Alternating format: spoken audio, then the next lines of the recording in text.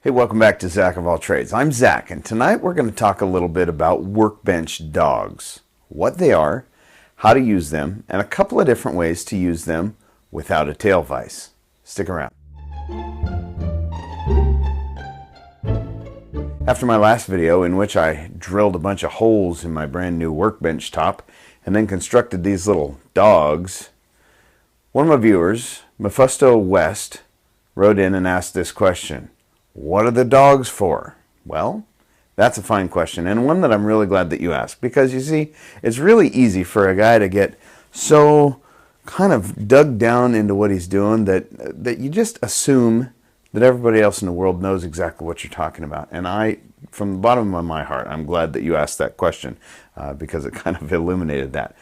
The purpose of Workbench dogs is for them to be sort of a stop on your workbench, so that if you are, let's just say you're planing some wood, well, you would have your planer set, maybe, if you were planing some wood. There we go.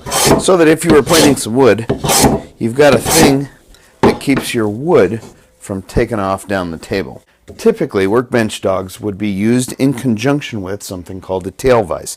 Now, you'll have to excuse me, this is a pretty crude representation, but a tail vise would be embedded into your bench top, and it would have a little pin that sticks up, so that when you put your dog there, you can tighten up this pin, and it goes up against the back side of your workpiece, and it holds it nice and steady. Now, I don't have, as you can clearly see, I don't have a tail vise. That's not to say that I won't. I'm working on a couple of ideas that I might just put a tail vise in this old sow's ear here, but for the time being, I don't. And I'm not sure, I'm not 100% if I'm actually going to do one, and here's why. While I was looking around for different people's tail vise designs, how different people made them, I came across another concept of how to actually use bench dogs without a tail vise. So let me show you this for your consideration. If you don't have a tail vise, you can still use bench dogs with the simple addition of these two pieces. First, the square. This is a 4" by 4" square. I have the hole drilled centered this way, and it's 1.5 inches back this way. What that does is that allows this to take up 1 inch, or it takes up 1.5 inches, or it takes up 2 inches, in conjunction with this wedge. Now, the wedge, the size of the wedge is kind of up to your taste. It needs to be, the more gradual, the better. It seems like it gets a little bit better bite, so you don't want to have it too short and abrupt, but also you don't want to have 6 feet of wedge hanging out. So this one that I've got, I don't know, it's kind of an arbitrary, like 14.5 inches or something. Let me show you how to use it. Put your first bench dog in down here, and then go ahead and seat your workpiece up against it. My second bench dog is right up here. So I'm going to take my square spacer, put it on there, and then I'm going to seat my wedge up against it. You want to try to get this, before you whack it, you want to have this just a degree, just a hair off this direction, so that when I whack it, drives it into place. If that starts off a 1/2 degree or a degree this direction, when you hit it, it's all going to kind of come back into center. So this is held nice and stable. That's option A. While scratching my head trying to come up with a solution to this problem, I came up with this. All out of my own head. Oops, let me show you the cool side of it. So the theory being that while it pivots, it gets tighter, tighter, tighter, tighter. Well, I had the brain power to come up with the idea, but the execution, well, I didn't have it. I could not seem to put it together. Fortunately for me, there's a guy called Marius Hornberger.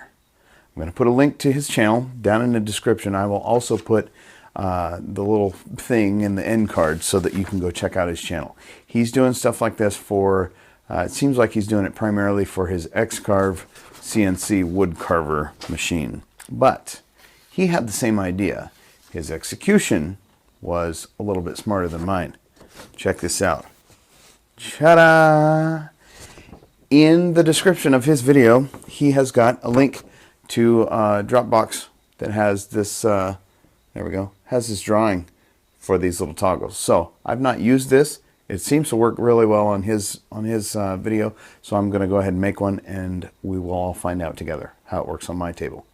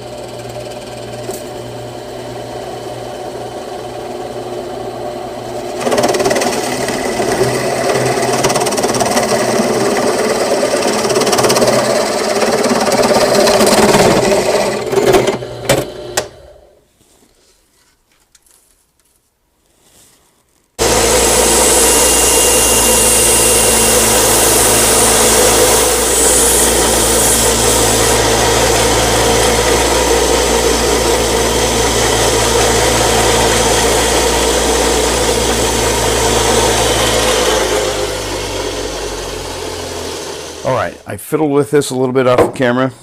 My intent was to show you the first run, but I had to fool with it for quite a while to kind of figure out, figure it out.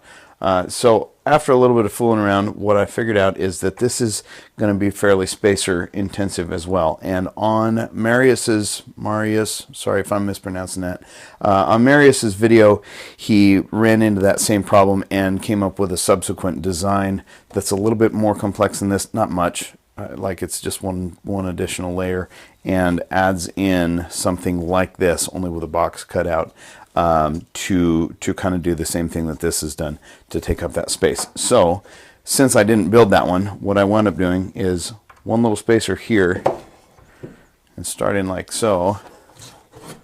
Let's see if I can get this right. There. And this dude, although for some reason, there. This dude, man, that thing is firm.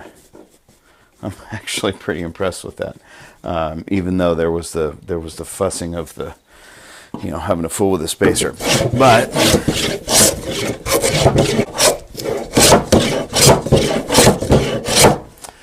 although my planer doesn't at the moment, this little toggle system seems to work fairly well. I kind of dig it. So now I have two options of ways to clamp down my work, not clamp down, but secure my work to the workbench. The only problem I can see with either of these systems, since I have here, I don't know what this is, I think it's 3/4 plywood, if I have anything thicker, or thinner rather, than 3/4 of an inch that I need to work on, I'm going to have to come up with something, a different plan. But I think I've got a couple of starters, and I want to use it for a little while before I get too crazy with the tail vise. So I really hope this answered your question, Mephisto, and I really hope I'm saying your name right. Hope I'm not butchering it too badly. Also, I hope that maybe this has passed on some information to somebody else who is scratching their head about what am I going to do without a tail vise, kind of like I was doing. Also, as I mentioned before, go check out Marius Hornberger's channel. Pretty cool stuff from the small handful of videos that I watch. He's kind of an entertaining fellow to watch. Please give this video a thumbs up if you dug it. If you didn't dig it, well, you know what to do. Give it the old thumbs down. Subscribe if you haven't done so already, and I will see you again real soon. Take care.